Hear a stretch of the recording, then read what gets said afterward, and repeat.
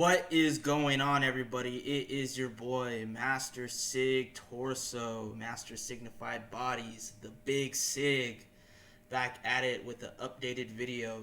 I haven't posted in a while on my channel because, if you don't know already, I have a co-host channel with Nick from Pints with Lacan, or as our new channel is called, Kevoy, with Ke being Spanish for what instead of Chevoy, the Italian.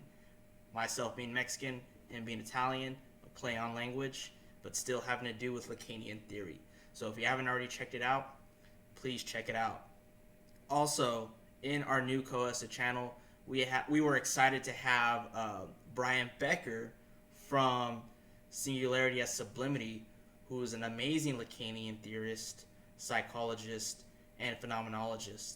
And if you already know, then you know, but if you don't know, please check out that channel. Check out the discussion video that we have for Kevoy and support all three of us.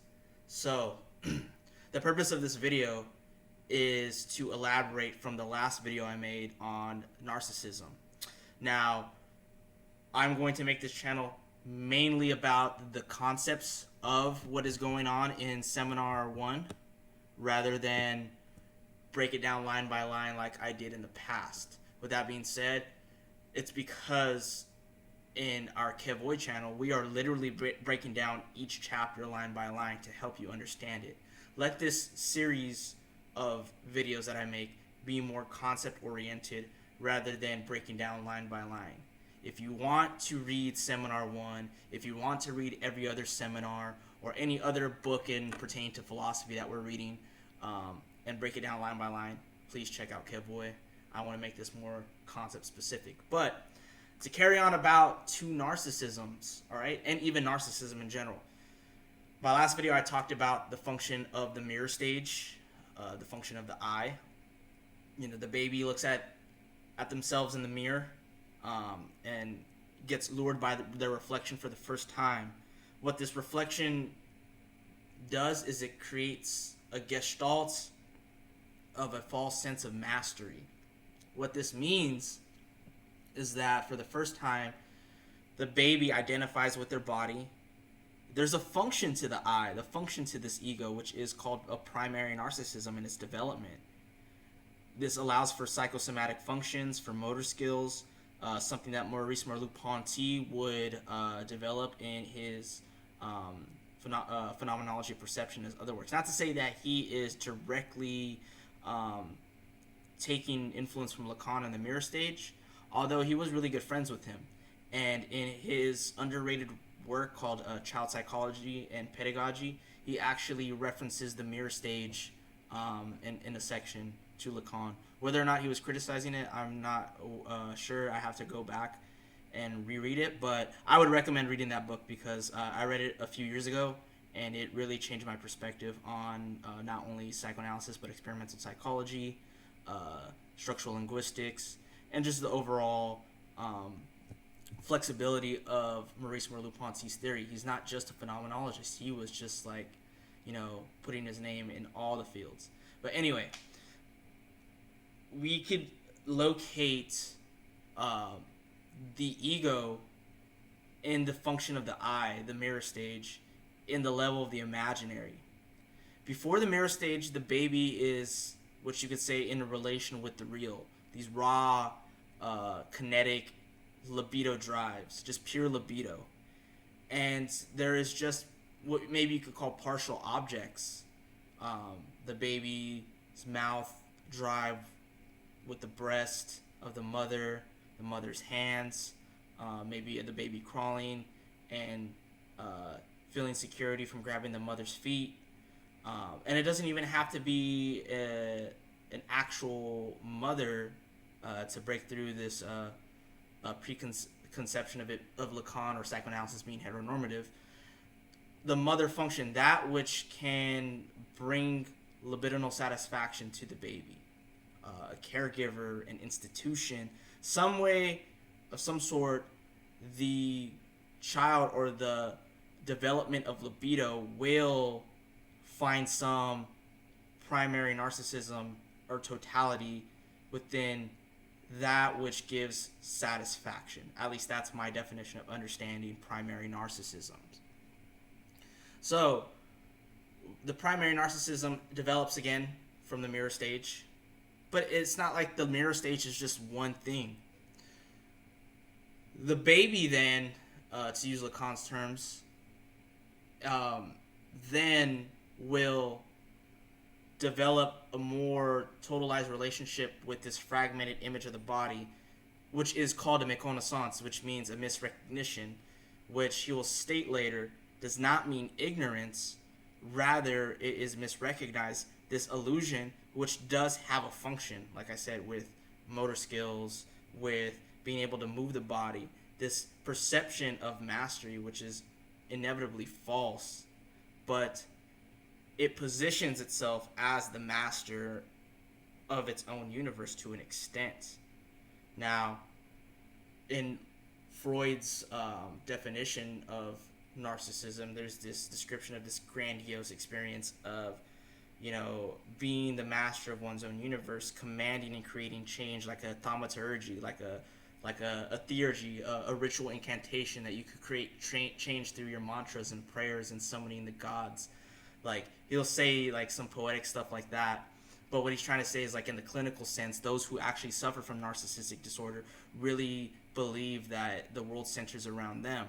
Now, the narcissism term coming from the Greek myth Narcissus, the first time Narcissus sees his reflection in the river or the pond, he is lured by it. He's, in a sense, attracted by it. And this is how the child is lured by it. And then identifies with the image, this spectacle. Now, in second narcissism, or the secondary narcissism, this happens when the baby, in situating itself in relation to its body and being comforted by the mother, this two body, then witnesses a castration or alienation in which now the ego not only has its ego libidinal drives, but the ego drives of satisfying itself through the other. Now, looking back at my previous video, I put two different versions of the optical schema. The purpose of the optical schema is important not only to see how we play about the imaginary and the symbolic and the real. And in my previous video, I don't know if I mentioned this, but if you haven't already watched Kevoy, watch our section on the optical schema, topic of the imaginary. Lacan will say something about optics and how optics is the one science that who's not reducing, but rather their framework or their fundamental concept is on an image, which is not really reductive, like the way, like in biology, the cell, or in physics, the subatomic particle, which is a reduction of matter, which in biology is a reduction of life, and then chemistry, the molecule is pretty much a reduction of some type of chemical or substance or compound. With the optics, it relies on our vision, and it's what makes it interesting is that in one sense what we would see as an image or a spectacle could be something as subjective, but then it also breaks away from that distinction by making images which would appear subjective objective via technology like the camera, the way that it could capture an image, the way that it could record an image. Even if you look at the way we get our eye exams, that somehow that vision could be measured by the quality and clarity of what we see, like the 20/20, and then those who would be nearsighted and farsighted, the way that somebody's subjective experience of vision and the quality of the object, its resilience, can be objectively quantified. That's another interesting thing about optics. But not drawing too far into that, the point is to show that the spectacle or the image has a relation in the imaginary and in the real, but the eye that we're talking about is not this abstract eye of science that likes to observe from a distance. Rather, the eye is situated through the symbolic. What makes the optical schema really important when we get to the ego ideal is the fact that now in the optical schema we see the he has what's called the plane mirror, and this plane mirror pretty much allows the eye to see itself gazing upon the bouquet, which is a virtual image. So now this kind of shows how the eye will try to speculate itself, meaning the ego, the observer, invested in the world situated by the symbolic via speech. We haven't talked about signifiers yet. We're just in the level of speech and its signification, but yet not what signification is in regards to signifiers, etc. But it is, in a sense, measuring itself, and in being invested in the world or its own desires, the virtual image of the bouquet, it projects itself out into the others. You could see the plane mirror as maybe the other, which gives them the recognition, and thus situates the eye, meaning the spectator, in such a way where they get some sort of recognition, if that makes sense.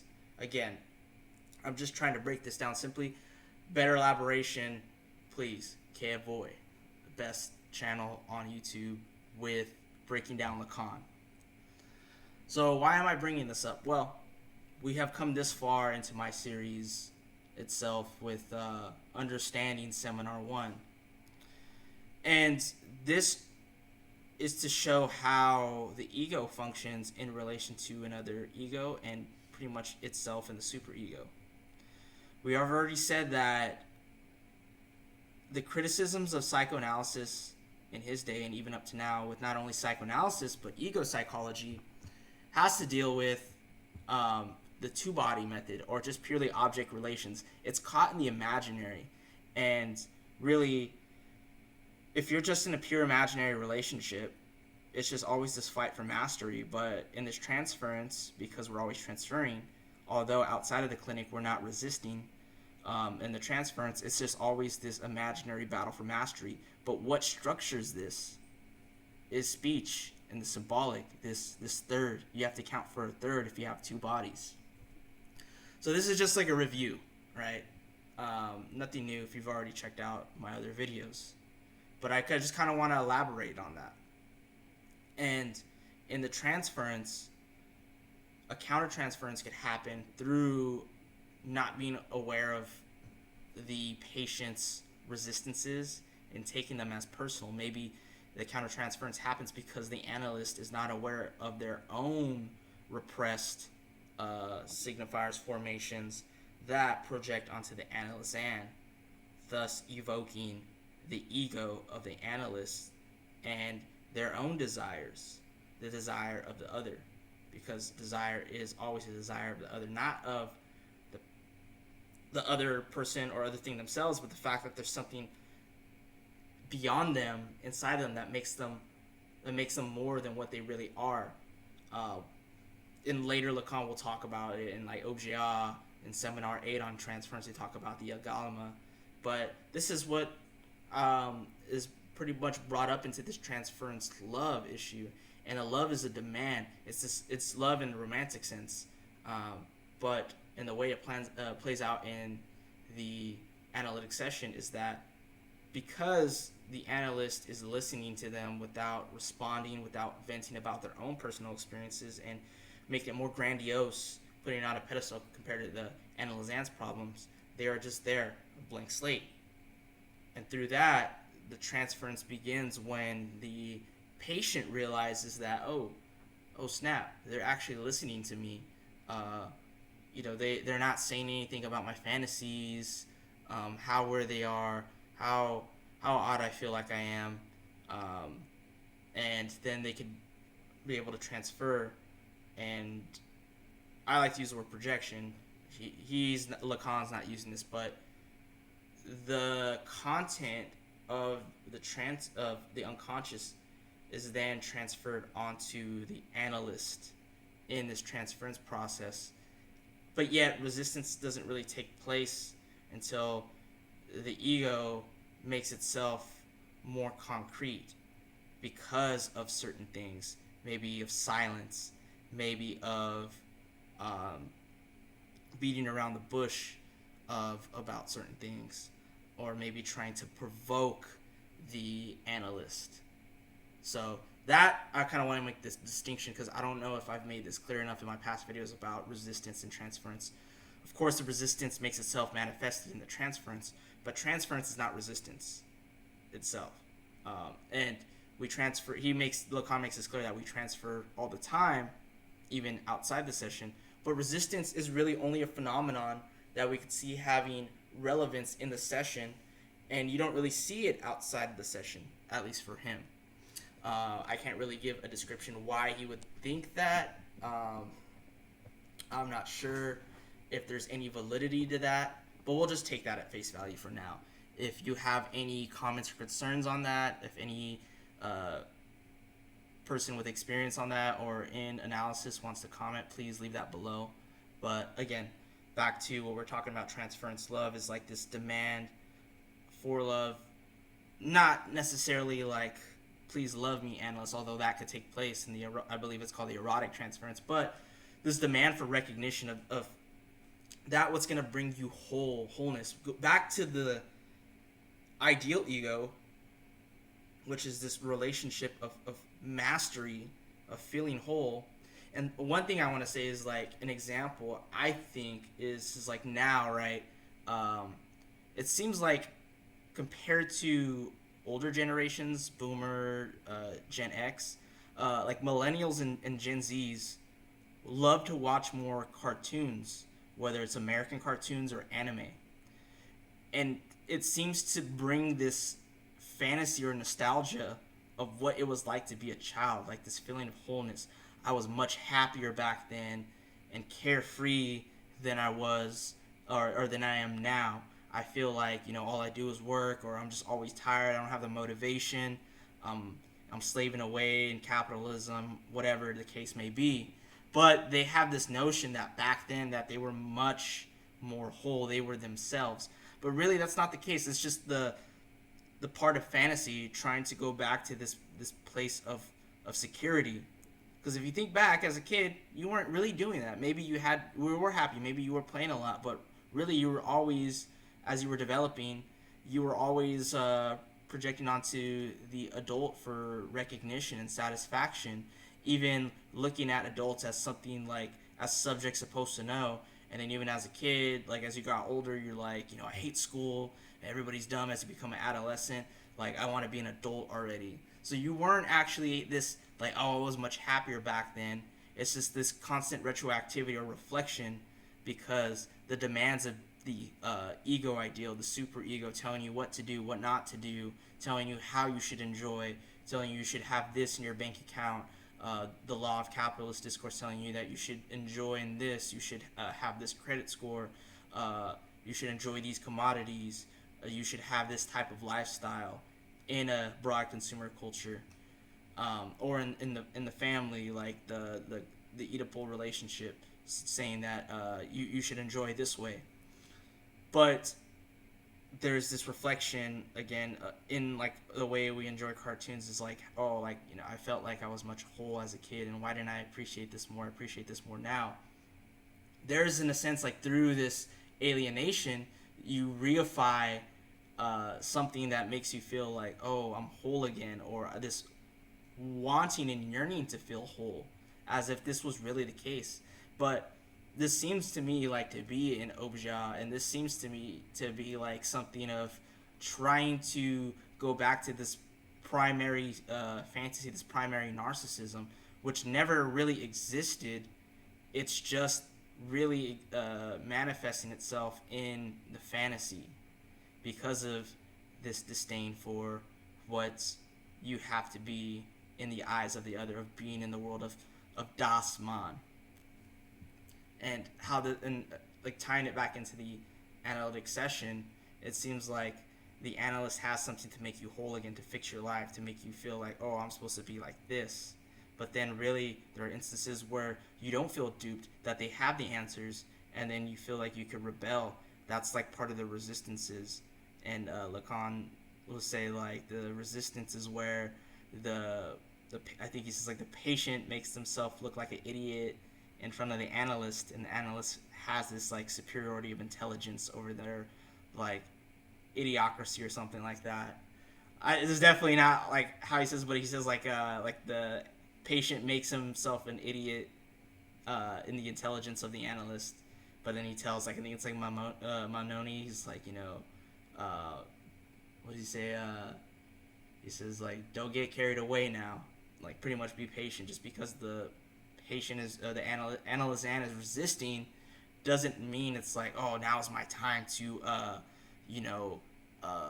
point out their flaws, or now's my time to gain access to the unconscious. You gotta really see that everything's all there. Sometimes even in these resistances, it's not what we talked about as in full speech and empty speech. Sometimes like the resistance still has a form of empty speech, not necessarily full speech.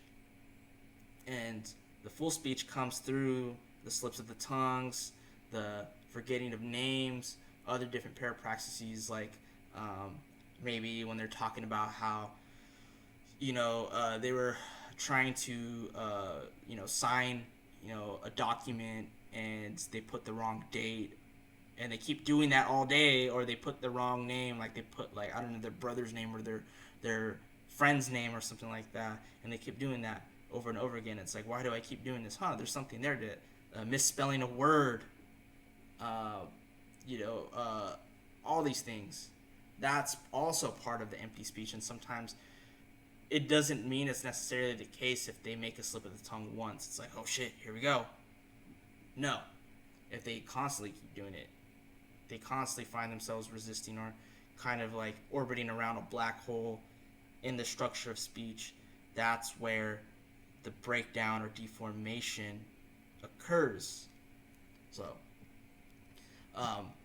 again, to kind of orbit back, because I kind of went on a tangent, this video is more of a recap to elaborate more on narcissism than I did before, but also tying in a review of everything that I was talked about in the previous chapters of transference, resistance, and how it all ties back together. Because ultimately, you're trying to name their desire, but in the process, they're going to find ways to enjoy their symptom, to enjoy their narcissism, when you're trying to help them identify the name of the desire, go into the unconscious. But the demands of transference love sometimes get in the way of that. This narcissism, they're both of alienation, but the patient believes that this is who they really are, or who they're supposed to be. But that is it for now. Again, check out Kivoy. I will drop the link for our videos and even the discussion that we had with Brian Becker. Really great discussion on Seminar 1 and even phenomenology. I will come back with more concepts later on for Seminar 1, because I definitely want to keep it very Lacan oriented, but I'm also going to drop other concepts for a lot of other philosophical thinkers as well. So stay tuned and enjoy your symptom, everybody.